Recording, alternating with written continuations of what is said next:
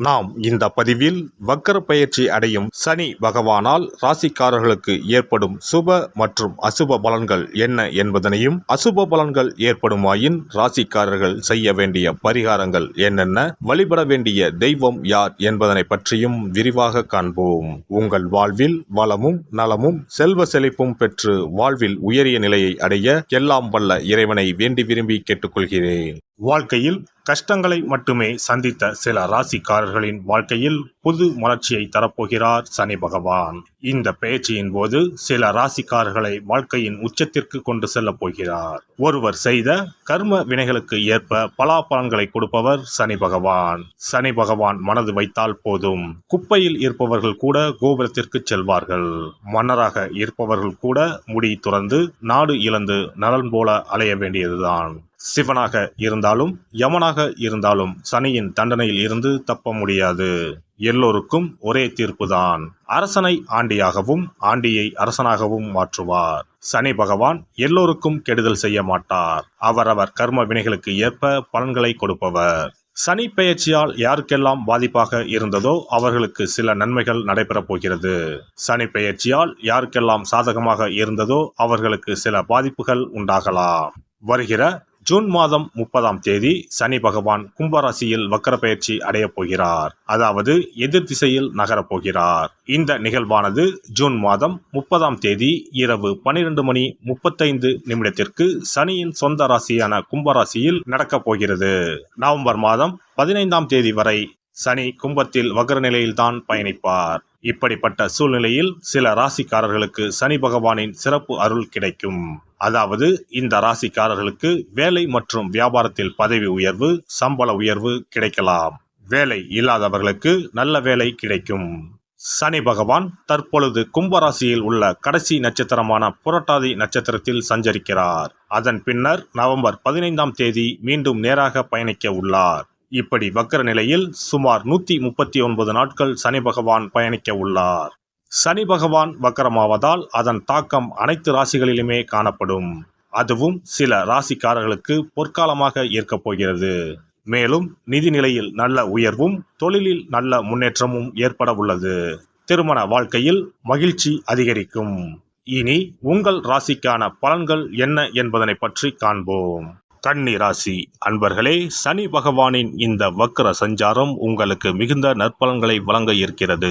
இதுவரை இழுபறியாக இருந்த பல பிரச்சனைகளுக்கு தீர்வு உண்டாகும். பணம் பல வழிகளிலும் வரும்.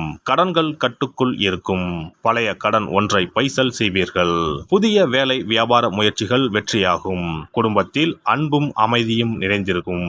எதிரிகள் அடங்கி போவார்கள். வழக்குகளில் உங்களுக்கு சாதகமான தீர்ப்பு வரும்.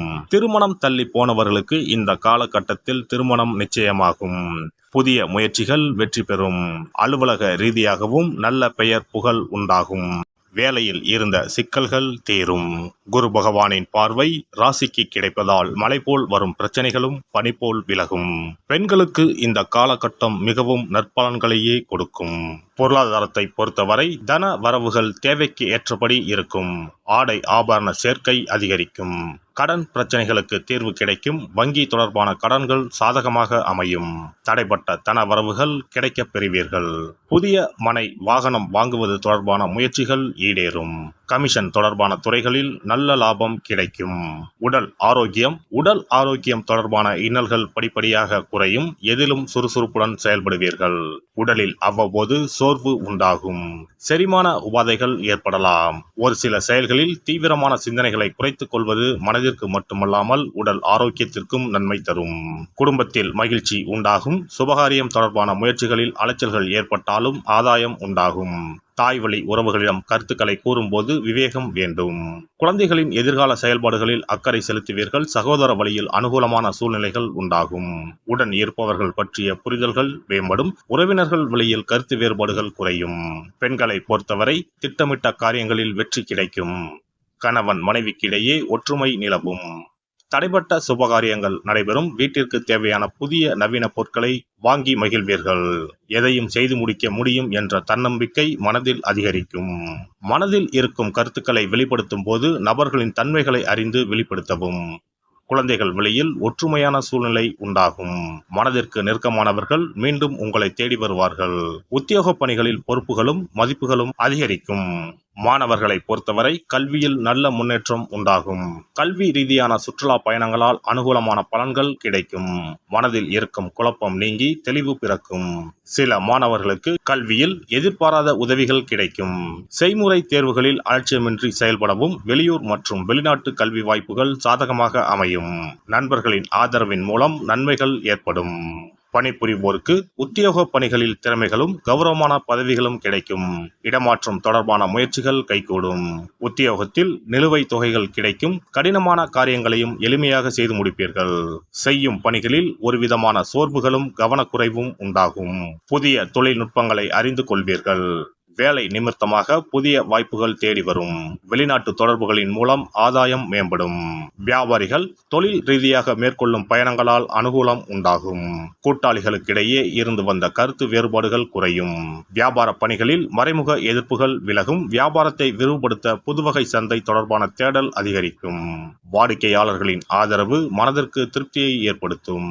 புதிய நவீன கருவிகளை வாங்குவதற்கான உதவிகள் கிடைக்கும். வேலையாட்களின் ஆதரவு அபிவிருத்திக்கான சூழ்நிலைகளை ஏற்படுத்தும்.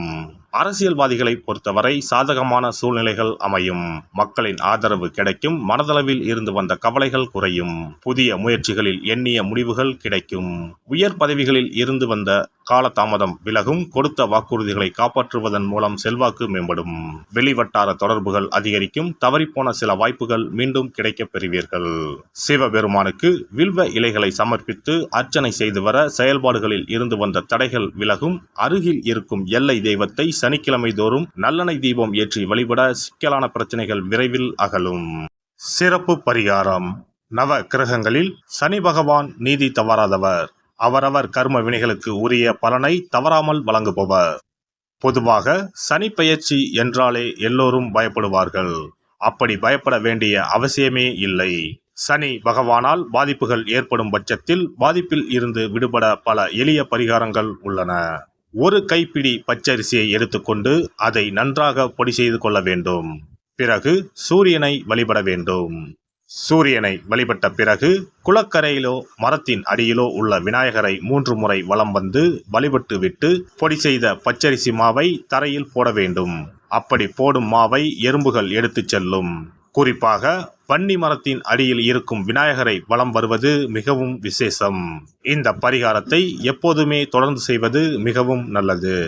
ஒருவருக்கு சனி தசை வந்துவிட்டால் அவருக்கு சந்தேக புத்தி வந்துவிடுகிறது. யார் சொல்வதையும் ஏற்றுக்கொள்ள மாட்டார்கள். குறிப்பாக அஷ்டமத்து சனி மிகவும் கஷ்டப்படுத்திவிடும். 7.5 சனியின் பாதிப்பை விடவும் அஷ்டமத்து சனி மிக அதிக பாதிப்பை ஏற்படுத்தும். அஷ்டம சனி நடப்பவர்கள் சனியினால் ஏற்படக்கூடிய பாதிப்புகளில் இருந்து விடுபட பின்கூறும் நியதிகளை கடைபிடித்தால் பாதிப்புகளின் தாக்கத்தில் இருந்து விடுபடலாம். சனி தசை நடக்கும்போது எந்த செயல் செய்தாலும் தாமதமாகும். அதற்காக கோபப்படக்கூடாது. பொறுமையாக இருக்க பழகிக்கொள்ள வேண்டும். தினமும் காகத்துக்கு எள் கலந்த சாதம் வைக்கவும். பிரதோஷ பூஜைகளில் பங்கேற்பது நல்லது. சனிக்கிழமை தோறும் சனி பகவானுக்கு இரும்பு அகல் விளக்கில் நல்லெண்ணெயில் தீபம் ஏற்றி வழிபடவும். கருங்குவளை மலர்களால் சனி பகவானுக்கு அர்ச்சனை செய்து வரலாம். வன்னி மர இலைகளை மாலைகளாக தொடுத்து சிவபெருமானுக்கு சனிக்கிழமை தோறும் சாற்றி வணங்கி வழிபடவும். சனிக்கிழமை அன்று அசைவ உணவு கண்டிப்பாக சாப்பிடக்கூடாது. சனிக்கிழமை தோறும் நல்லெண்ணெய் குளியல் செய்தால் கெடுதல் குறையும்.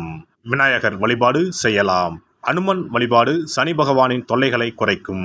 ஞாயிற்றுக்கிழமை மாலை ராகு கால வேளையில் கால பைரவரை வணங்கி வரலாம். தேய்பிறை அஷ்டமி நாளில் கால பைரவரை வணங்கி வருவது நன்மை தரும். ஏழை மாணவர்களின் படிப்பு செலவுக்கு உதவலாம். சனி பிரதோஷ வழிபாடு செய்வது சிறப்பு. அன்னதானத்துக்கு உதவி செய்யலாம். சித்தர்களின் பீடங்கள் ஜீவ சமாதி பீடங்களுக்கு சென்று வணங்கி வழிபடலாம். வன்னி மரத்தை சுற்றி வந்து வணங்க வேண்டும். இதனால் சனி பகவானின் கொடுமையான பாதிப்புகள் விலகிவிடும். பிரதோஷ காலத்தில் சிவபெருமானுக்கு வில்வ இலை கொடுத்து வணங்க வேண்டும். தினமும் ராமநாமம் ஜபித்து வந்தால் சனி பகவானின் தொல்லையிலிருந்து தப்பிக்கலாம்.